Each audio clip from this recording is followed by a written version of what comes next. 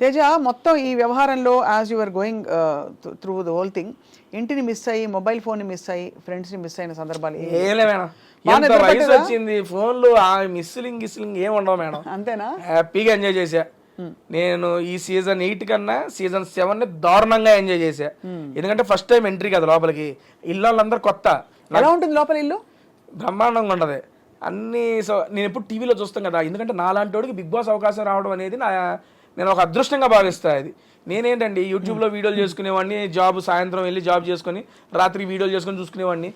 అరే యూట్యూబర్ గాడివి, నీకు కూడా బిగ్ బాస్ ఛాన్స్ వచ్చిందా అని నేనే 2-3 సార్లు గిల్లుకున్నా ఫస్ట్ టైం వచ్చినప్పుడు.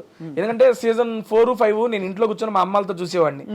నేను చూసేవాడిని. మా నాన్నకి ఇష్టం లేదు చూడ, అరే కొట్టుకుంటా ఉంటారు దాన్ని చూస్తాం ఏంట్రా అనేవాడు.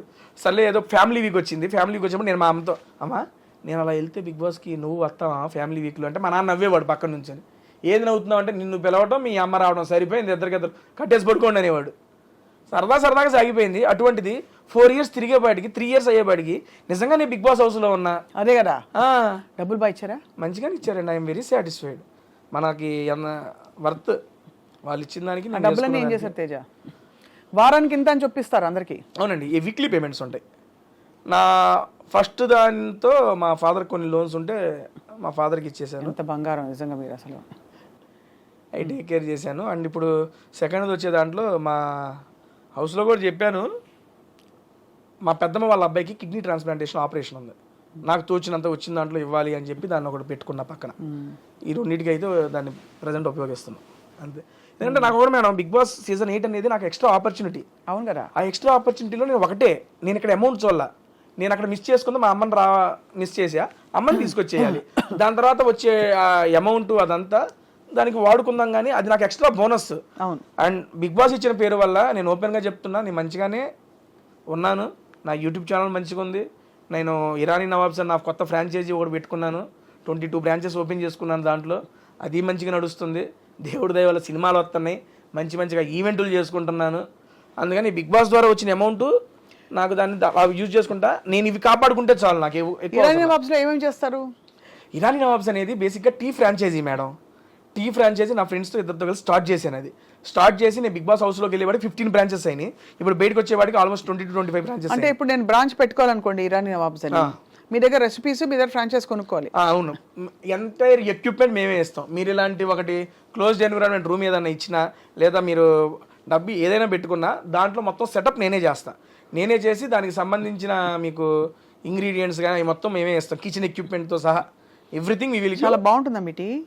బ్రహ్మాండంగా. Irani nawabs great. ఇప్పుడు దాకా పెట్టిన వాళ్ళందరూ ఆల్మోస్ట్ ఒక 2 to 3 monthsలోనే ఆ బ్రేక్ ఈవెన్ క్రాస్ అయిపోయారు. అవునా? ఏంటి స్పెషల్ చెప్పండి?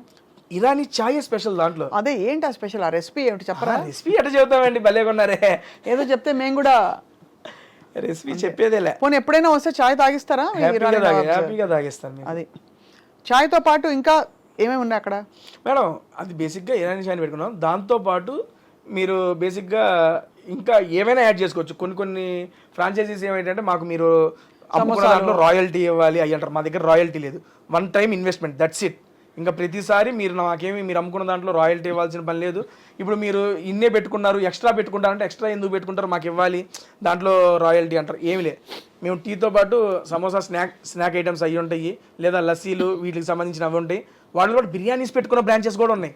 రీసెంట్గా ఇక్కడ మనకి గోకుల్ ఫ్లాట్స్ దగ్గర ఓపెన్ చేశారు. ఎంటైర్ టిఫిన్స్ దగ్గర నుంచి బిర్యానీస్ దాకా మొత్తం ఉన్నాయి. సో మొత్తానికి మీ ప్రయాణం ఏదో ఆహారంతో కొనసాగుతుంది. టోటల్ ఫుడీ మ్యాన్ రియలీ కదా. అనుకోకుండా మేడం, సీరియస్లీ ఎక్స్పెక్ట్ చేయలేదు. సరదాగా నాకంటూ ఒక యూనిక్ ఐడెంటిటీ చేద్దామని చెప్పి నేనేదో క్రియేట్ చేసుకున్నా. జనాలు ఆదరించారు, తీసుకొచ్చి మీ ముందు కూర్చోబెట్టారు ఇక్కడ. అండ్ పేరెంట్స్ చాలా సపోర్ట్ చేసినట్టు అనిపిస్తున్నారు మీ మొత్తం. యాక్చువల్గా parents supporting in the sense భయం ఉంటుందండి వాళ్ళకి. మిడిల్ క్లాస్ ఫ్యామిలీ, ఎంటెక్ దాకా చేసుకున్నా. ఎంటెక్లోనే క్యాంపస్ ప్లేస్మెంట్ వచ్చింది నాకు. క్యాంపస్ ప్లేస్మెంట్ వచ్చినప్పుడు నేను ఈ సినిమాలో జబర్దస్త్లో లేడీ గడపలో చేస్తుంటా కదా, మా నాన్నకు నచ్చేది కాదు.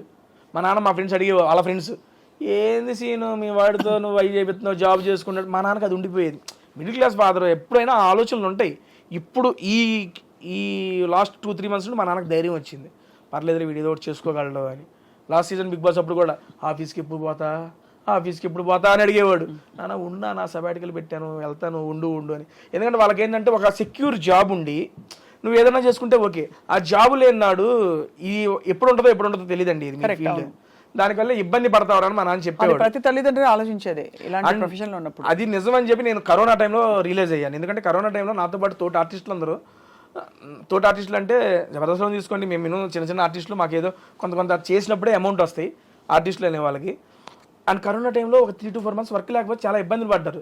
నేను సాఫ్ట్వేర్ జాబ్ ఇంట్లో కూర్చొని నొక్కితే నెల డబ్బులు పడి అప్పుడు రిలీజ్ అయ్యా. మా నాన్న ఎందుకు చెబుతున్నాడా అనేది అప్పుడు రిలీజ్ అయ్యా. అప్పుడు నిశ్చయించుకున్నా జాబ్ వదలకూడదని.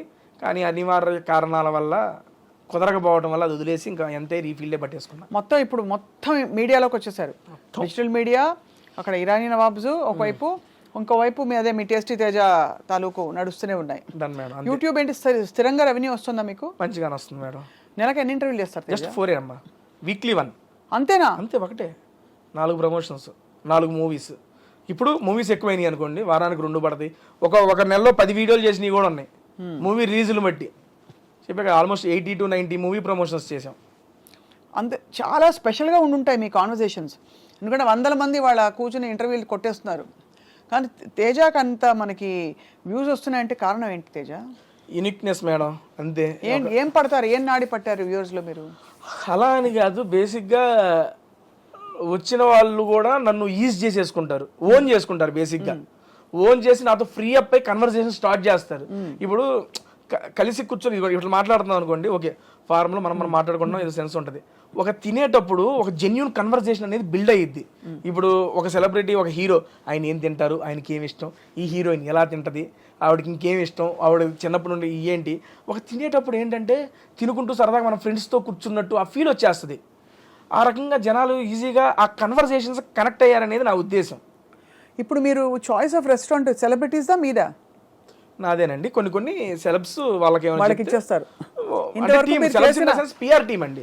అదే పిఆర్ టీమ్ చెప్పారు. ఇంతవరకు మీరు చేసిన ఈ మొత్తం ప్రమోషన్స్లో మీ మోస్ట్ ఫేవరెట్ స్టార్ ఎవరితో చేసింది ఎపిసోడ్ మీకు మిగిలిపోయింది మైండ్లో?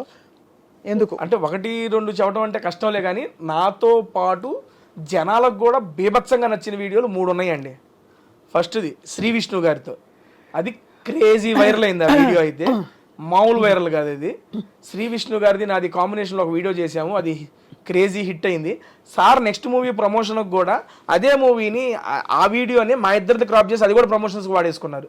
అండ్ రీసెంట్గా వెళ్ళేటప్పుడు ఇంకో వీడియో చేసి 2 million వ్యూస్ దాటేసినాయి. అండ్ నెక్స్ట్ ఇంకోటి మంచు లక్ష్మి గారితో, అసలు క్రేజీ స్టఫ్ మేడం గారితో. నేను ఎక్స్పెక్ట్ చేయాలి ఫస్ట్ టైం మేడం గారితో వెళ్తున్నాను, ఎట్లా మాట్లాడలేదు ఏంటో అంటే చాలా కూల్, చాలా ఈజీ చేసి. ఏం తిన్నారు? మేడం గారు ఇంటి నుండి ఆవిడే వండుకొచ్చారు. ఓహో, నేను చూసాను ఎపిసోడ్. మేడం గారు ఓన్ కుకింగ్ చేసుకొని తీసుకొచ్చారు. అది గుర్తుంది, ఆ ఎపిసోడ్ చూసాను నేను. మంచు వారి లక్ష్మి గారు బర్త్డేకి ఇన్వైట్ చేశాను, సంథింగ్ టైటిల్ పెట్టి రిలీజ్ చేశాను. అది 3 million ఎంతో పోయింది అది. ఆ నెక్స్ట్ అల్లు వారి ఇంటి భోజనం, అల్లు శిరీష్ గారితో చేశాను. Sir full diet food. And food కాదు, నాకు ఆ కన్వర్సేషన్ నచ్చింది. చాలా చిన్న పిల్లాడు మనస్తత్వం అల్లు శిరీష్ గారిది. అండ్ అప్పుడు దాకా మనం స్టేజ్ మీద అట్లా చూస్తాం, కానీ మాట్లాడుతున్నప్పుడు ఆ కన్వర్సేషన్ అప్పుడు అరే ఏంట్రా ఇంత ప్యూర్ ఫామ్గా ఉండాలనిపిస్తుంది. నాతో పాటు జనాలకి అదే అనిపించింది. నెక్స్ట్ లెవెల్లో వెళ్ళి ఆ వీడియోస్ అన్ని నాకు పర్సనల్గా ఈ 3 వీడియోస్ చాలా ఇష్టం. ప్రిపేర్ అవుతారా తేజ? ఫ్లోనే అండి అంతా. కాకపోతే సినిమా గురించి కొంచెం తెలుసుకుంటాను, అది ఓకే. బట్ లేకపోతే మీరు చిన్నప్పుడు 8వ తరగతిలో ఉన్నప్పుడు మీ పక్కింట్లో సో అండ్ సో ఉండేది, అలాంటి ప్రిపరేషన్ చేయరు? లైట్ మనకి ఎవరు చెబుతారండి అయ్యన్న అసలు? అందరూ వచ్చేది అప్పుడు స్టార్లు 1 గంట టైం ఇస్తారు, కూర్చొని మాట్లాడేయాలి ఆ ఫ్లోలో. సింపుల్ గా చెప్పాలంటే నోరు పెట్టి బతికేస్తున్నారు మీరు, అంతే. వాక్చాతుర్యం ఎక్కడ నోరు పెట్టి నోట్లో పెట్టి, అదే అంతే కదా. అంతే మేడం. మీరు ప్రాపర్ ఎక్కడ తేజ? తెనాలి అండి, తెనాలి దగ్గర చినపరిమి. బేసిక్గా తెనాలికి ఒక 5 kilometers దూరం చినపరిమి అనే గ్రామం. దాంట్లోనే ఇక మొత్తం బర్త్ చదువుకోవడం అంతా అక్కడే.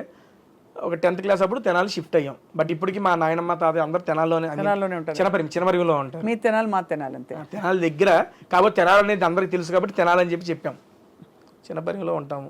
నాగార్జున గారిని కలిసినప్పుడు ఏమనిపించింది తేజ? ఫస్ట్ టైము ఇంత పెద్ద స్టార్ను కలుస్తున్నానని నేను, ఒరే ఏంట్రా, ఎందుకంటే వాళ్ళందరూ టీవీల్లో లేకపోతే ఈవెంట్లో స్టేజ్ మీద వస్తే, దేవదాస్ కన్వెన్షన్లో జరిగినప్పుడు వెళ్ళి సార్ని చూసి వచ్చిన నేను.